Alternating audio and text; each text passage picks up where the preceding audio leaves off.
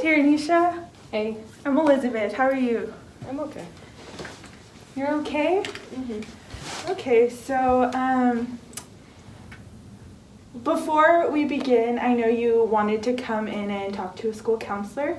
But before we begin, I kind of just wanted to let you know the parameters of our conversation. I want you to feel like this is a place where you can bring what you have, your emotions, any questions, but at the same time know that it's going to be confidential. The only rule to that is if you happen to mention something where you think someone might be trying to hurt you, or you want to hurt yourself or hurt others, then I would have to make that report. But that's just something that I tell all students who come in. So know that I am a clinical social work intern, and I do have a supervisor that I'm going to be sharing my notes with about you, but again, other than that, this conversation should be just between you and I. So I just wanted you to feel comfortable. How does that sound? That sounds good. Am I going to get to meet her? My supervisor? What's she going to think of your notes? Is she going to judge me? No, this isn't going to be a judgment on you. It's more of how I'm practicing, if I'm doing things correctly, if I'm giving you the support that you deserve, the appropriate support, just things like that. Nothing personal, no personal details really, besides your name and grade. Yeah, so any other questions about that? No. Okay. So when you came in, you said that you just kind of felt okay. I kind of wanted to explore that a little bit more and why you're feeling just kind of okay. I'm really stressed. Schoolwork is really picking up. I don't think I'm managing my time well. Okay. And I have a lot of issues going on at home. Okay. So I know around this time of school, things can be more stressful, midterms and exams, and it can be hard to balance that with home life and friends and social life. And then the third thing that you had mentioned. There's a lot going on at home. Okay, yes. My mom and dad are getting a divorce. Mm. And I'm not sure which parent to go with, or who I should support, or how I feel about either one of them right now. Right. So are they in the process of getting that divorce, or are they already separated? In the process. In the process, okay. So do you feel that you have to choose a side, or is there a particular reason why you're kind of struggling with your relationship with them? Well, I'm worried about when my dad moves out, how much I still get to see him, and he was allowed the financial support, so I don't know what our financial situation would look like. So I'd feel guilty about leaving my mom, but I also want to be there with my dad. Right.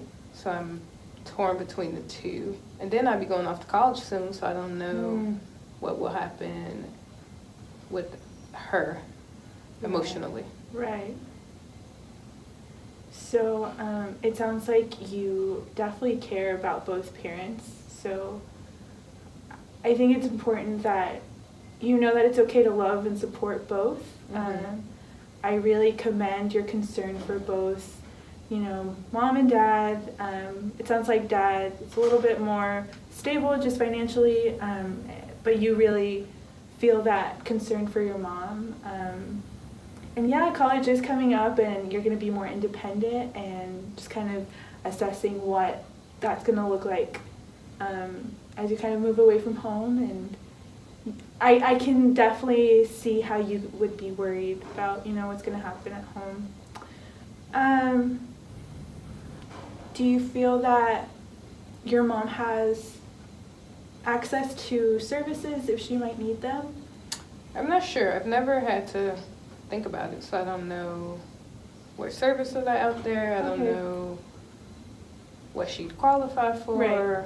Because we've never, I guess now she'll be a single parent. I don't know. And do you have any siblings? 4. 4 siblings? Okay, and they're all younger than you? 1, yes, they are. Okay. Well, I want you to know that there are different agencies within the community that do provide services for moms and kids, especially if they're going through some financial struggle. So know that this community is here to support all of your family, and you don't have to take that on yourself.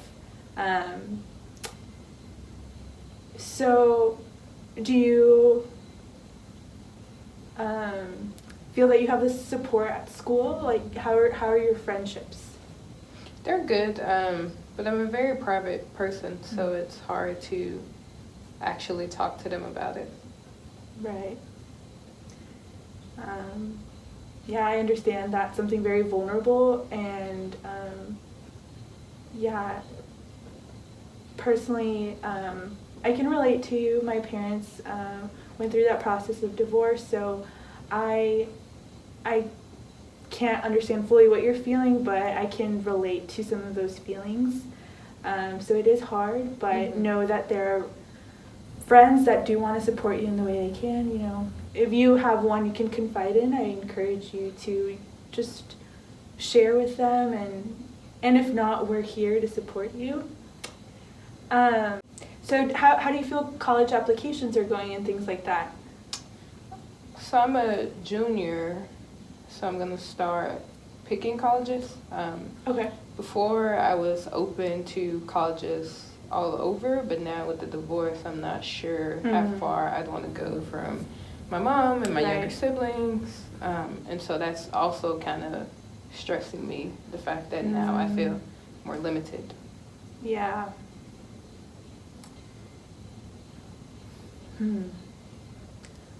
So right now, do you feel committed to a specific plan for college? I know some students choose to do more of the community path for a semester or 2 and then transfer. Is that something you've thought about? I'm more university. I heard there's this really great scholarship called Coursebridge. Oh, okay. They match low-income, high-achieving students Oh, that's to awesome. top tiers. So I'm going to apply to that, but a lot of those colleges are far, and the only ones really close to where I am, I haven't really looked into. Okay. Well, thankfully you're only a junior, so we still have maybe a semester in the summer to think about what's going to happen, and you know, with your family, maybe it'll be a position where you can think about things in a more positive perspective and maybe expand those options. Okay, so do you feel that you would want to maybe meet every week or every 2 weeks to kind of see how you're doing, see if there's any resources I can help you or your family with? And I like that. yeah? Okay, so we can go ahead and set something up for that. Will you put me out of class? Will students know that we're meeting? Will they judge me? That's a great question. Typically, I would like to, yes, remove you from the class, but before lunch period or something like that, so it's nothing too destructive to your learning, and it's not a distraction.